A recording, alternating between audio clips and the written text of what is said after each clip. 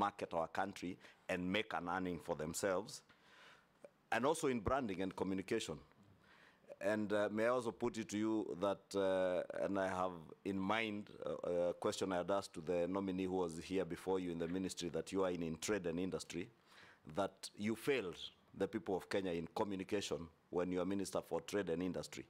And I said that in view of the good things that you know of that were supporting our manufacturing sector in the finance bill, but we never saw your ministry anywhere communicating to Kenyans the positives that came with that finance bill. Are you telling the people of Kenya that we will now continue punching below our weight in terms of communicating, or will you, finance bill, Junet wants to say that finance bill is treasury. Far from it. It is an omnibus bill that included a whole package of very positive things that the CS nominee knows on matters to do with manufacturing. So I was asking, will you be punching below our weight again in tourism? Because it's true what you say, tourism is about branding, communication. Why would a small country like Rwanda be beating us in terms of branding and communication and advertising around the world? I take Chairman, this is... Sorry, Chair, I said, let me withdraw the country. I don't want to get into trouble. Smaller countries and smaller economies than ours. Chairman, this is linked to what Honorable Ishungo has said. And I just want to say that Kenya is renowned for its exceptional athletes who compete on the international stage. If appointed, how do you plan to leverage their achievements to promote Kenya as a premier tourist destination? And what strategies would you implement to integrate sports marketing? There is sports marketing with tourism promotion to enhance our global reputation and attract more visitors. We have seen a cabinet secretary in the past use an international figure to market Kenya, while we have our athletes and we also have sports who can be used to market our country. Also, they are known, Honorable Junet, and they can run. Secondly, tourism benefits often do not reach marginalized communities, including indigenous groups and people living in rural areas. How will you ensure that tourism development is inclusive and that these communities receive fair benefits from tourism activities? And lastly, just on that, tourism can sometimes lead to the commercialization or misrepresentation of local cultures. For example, the Maasai culture, Samburu culture, is often showcased in tourism marketing materials, but there are concerns that their culture is sometimes presented in a stereotypical or superficial manner, and some people using their photographs without their consent and making money out of them, and also respond to the issue of e-citizen.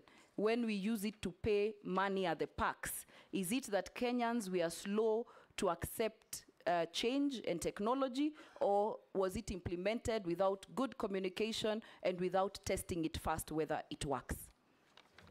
Chair, if I just a quick one. 1 minute. You've had your share. 1 minute. But Chair, you are allowing this order. Then everybody will talk. Speaker, that is Speaker, don't open that door, please. From our electorates. Yes, Owen. Yeah. Chair, I thought we had agreed one question. Speaker. This is important. This is important. Owen, order, members. Owen. There, Honorable Speaker, the only person who has had a second bite is Naisula, and from what I saw, she was reading some rehearsed statement from somewhere. Yes. From the members of the public. We have Kenyans. From the public. Chair, the nominee has spoken about almost everything in tourism, except one thing which she must tell us how well prepared she is about. Tourism is very sensitive to security. And the decline of tourism in Kenya is associated with insecurities that happened, especially at the coast, in Lamu and other places that affected tourists. What is your plan to secure the tourism fold in terms of ensuring that tourism? And then the aspect of the tourism police is now hindering the development of tourism. How will you handle that? Thank you. Honorable Speaker, I just wanted to ask about Ushanga Initiative. Yeah. Because it's underfunded, and that is a program for the Asar area? And I expect Naisura to ask that question. Because those women, they normally get that money so that we can empower them, but they are not getting any money. Thank you. Chairman, I have a question from a Gen Z. I have a question from a Gen Z, Honorable Chairman. I want to read it. In early 2024, a lobby group filed a petition at the High Court accusing Miano of spending Kenya shilling 94 billions of taxpayers' money on ineffective power generating projects during her time as CEO of Kenya Electricity. This accusation included commissioning unusable high voltage transmission lines and conducting feasibility studies for 2 new power plants that never became operational. What is your take, Honorable nominee from a Gen Z? Chair, the last one from the public to Honorable Miano. I've just received a message whereby the public is asking, are you going to continue? Why are you breaking the protocol we have been following? I'm sorry, Chair. The chairman has been reading the public. Okay. Then when I finish, you compliment. Now everybody's jumping in. What are you doing, you guys? Okay. Go ahead. Chair, Okay, may I thank you. respond to this because they are becoming quite many? Let it finish. It started. Thank you, Chair, and apologies. The public is asking, as a nominee for tourism, are you going to continue using the convention? Sector has several statutory funds such as Tourism Fund and Tourism Development Fund. I think this was asked and you answered. There is widespread concern in the local hotel industry regarding the impact of current budget cuts on domestic travel and hospitality in Kenya. What steps will be taken to prevent further shutdowns and staff layoffs in the hotel industry? And then the government of Kenya still holds substantial shares in hotels like Hilton and other lodges. If appointed, what can we expect from CS Miano in terms of GOK shareholding in non-performing hotels and in safeguarding public funds? Those that you have answered, you can skip. Yeah, just probably the last one.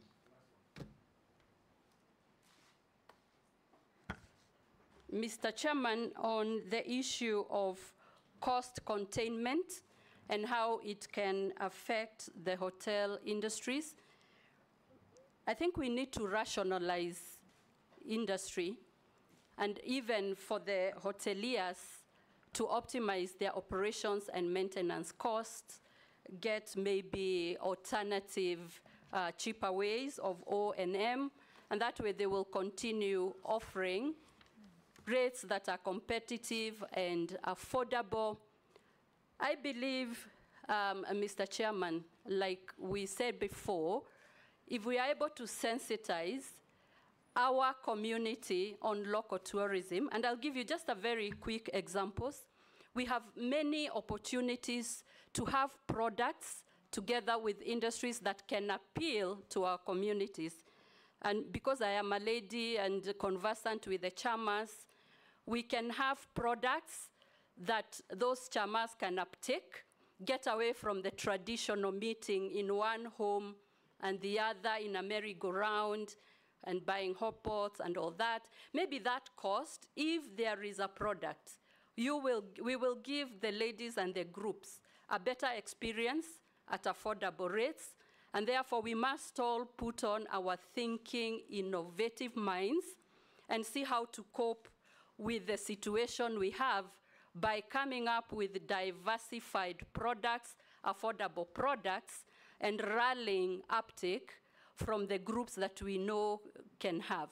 I must say that maybe the young people are more uptakers of tourism.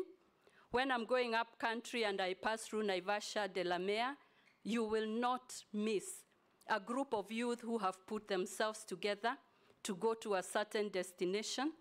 The industry must rise to that challenge and that occasion and offer them products that they'll be able to uptake with ease, affordability, efficiency. And Mr. Chairman, I think the possibilities are endless on what we can do to revamp and operationalize and even develop and promote our tourism, not only international but domestic. On safari lodges, and government shareholding in some of these hotels. The executive order has given this to the National Treasury, but I'm sure we will work in consultation with the National Treasury to get the best strategies to transform, reform, and work on this. Thank you. I'll now ask you one or two mundane questions. Have you ever been adversely mentioned in an integrity-related report or investigation? No, Mr. Chairman. Apart from what Mish read, that I had no evidence. Do you hold any leadership position in any political party?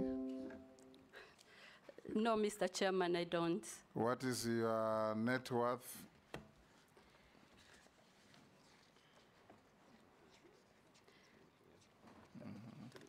Mr. Chairman, my net worth is 444 million shillings. 444. How much were you worth when we last vetted you? When you vetted me about 22 months ago, my net worth was 397.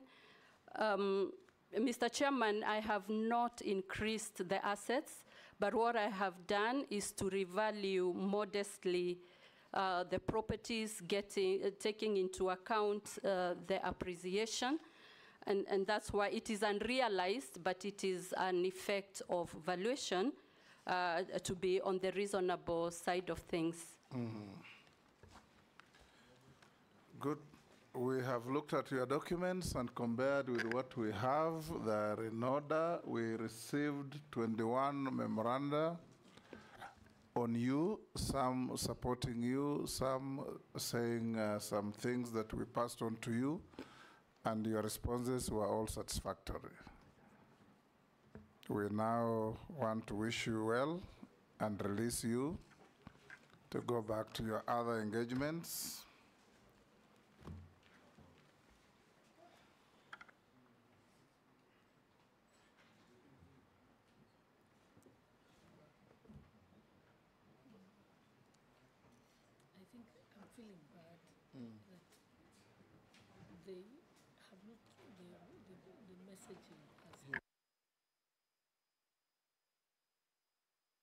Have a good day. Thank you very much. We can leverage on what we have seen as abilities, innovations. I agree. Wonderful beaches. We have wonderful wildlife everywhere. We have wonderful culture. We have scenery everywhere. What are you going to do that will be different from those who have come before you to profile Kenya as a #1 tourist destination? That's what this committee and the country wants to hear. Robust management, whatever, what is it you'll do that is different? Because those slogans, we have had them before. Thank you, Mr. Chairman. Tourism is a great exchange earner. Currently, it's not the first, as it should. It's #3 in exchange, especially because when you get a second chance, you must also double up. Will you also consider, if you are confirmed, to revolutionize organizations like Brand Kenya? I have gone to functions out of this country, and you see a banner there, Brand Kenya. When you go there, you see wood carvings, and tea, coffee, Maasai shukas, and that is all. Nothing else. And they say they're branding Kenya. We were in London last October, I think, for celebration of the 75 years of the Commonwealth. Part of the participants in the preparation was the Kenya High Commission. When we went to the opening of the event, on the list was Maasai dancers to celebrate the 75 years. Who turned up? Black men with the heavy muscles from West Africa. as Maasais. And when one of our colleagues asked which part of Maasai land do you come from, they disappeared after a very poor performance. Now, you know, those misrepresentations undermine our tourism as well. Lastly, from me, we used to have, when I was in Foreign Affairs, a demand from the Ministry of Tourism to post what they call tourist attaches and trade attaches. And let me tell you how fallacious it is. And you want to know how you'll do it differently. You pick somebody from the Ministry of Tourism, probably ushered through lobbying, and you post that person to China to sell Kenya tourism. For 2 years, he's learning the language and his way around. The next 1 year, he's struggling to know where to go to market Kenya. The fourth year, his term is over, he comes back. You send another one under the same circumstances. You send somebody to Russia, same thing. You send somebody to France, same thing. What are you going to do differently to market our country in major destinations? China has more than 200 million Chinese going out as tourists every year. If you just get 2, 3 of those, you can imagine the impact on our GDP. Mr. Speaker. Yes. Just to add on what you're saying, Mr. Speaker, also it depends on when you arrive at the country. What do you see first? Yes. Look at the kind of airport we have. It looks like a bus park, Mr. Speaker. There's no difference between that airport and Migori bus park, where people park matatus and everything. You can't even have a parking space, Mr. Speaker. You go round and round. You don't know where to park your car. Secondly, Mr. Speaker, I met an Arab in Dubai. I asked him, why are people coming here like this all the time? He told me the sheikh called the immigration and everyone who deals with visitors and told them, anyone who comes to this country is my visitor, and you must make sure that he's handled well. Mr. Speaker, it also depends on how we handle our visitors. When you are parking them in Migori bus park, how can they be happy? So, nominee, can you give the people of Kenya an assurance that you will act differently, market Kenya in a different mode and different version, using different tactics and different people? Thank you, Mr. Chairman. The tourist industry and some of the things we do in Kenya, we are caught in a time warp. Comfort zone, doing the same things the same way. Carvings, the beach, we have not stretched our imagination. We need to stretch our imagination out of the comfort zone, come with new products, reimagine our tourism sector, rethink, refresh our brand, and that will inform some of the things we are going to do based on what Honorable Junet has said, and how we are going to position our product, how we are going to position our country to attract more tourists. It will mean getting new facilities, or at least renovatory should have.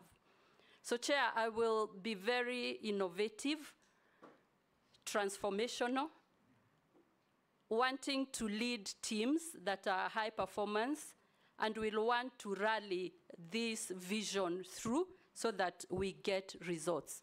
On the matter of attachés, when you described, it reminded me of my experience at the Trade Department or the Trade Ministry, and it is a time for us to get our attachés based on their skills, their qualifications, their competences, based on what they really can bring for the country.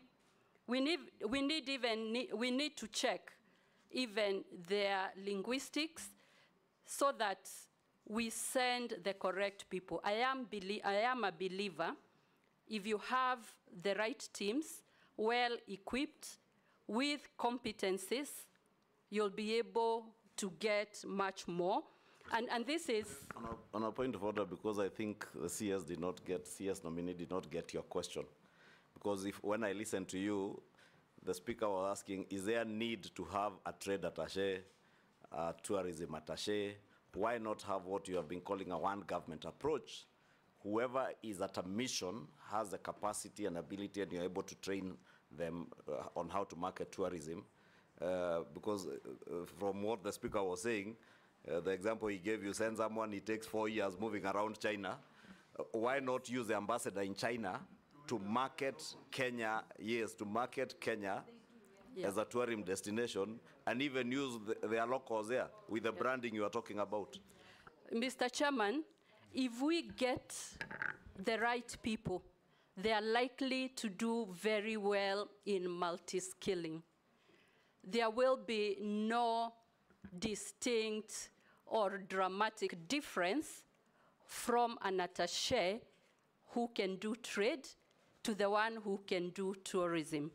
And I think if we combine those roles, it will be more efficient, more affordable, so long as we get the right people, a selection procedure that is fair and firm when we are getting the skills that we need, and we will not need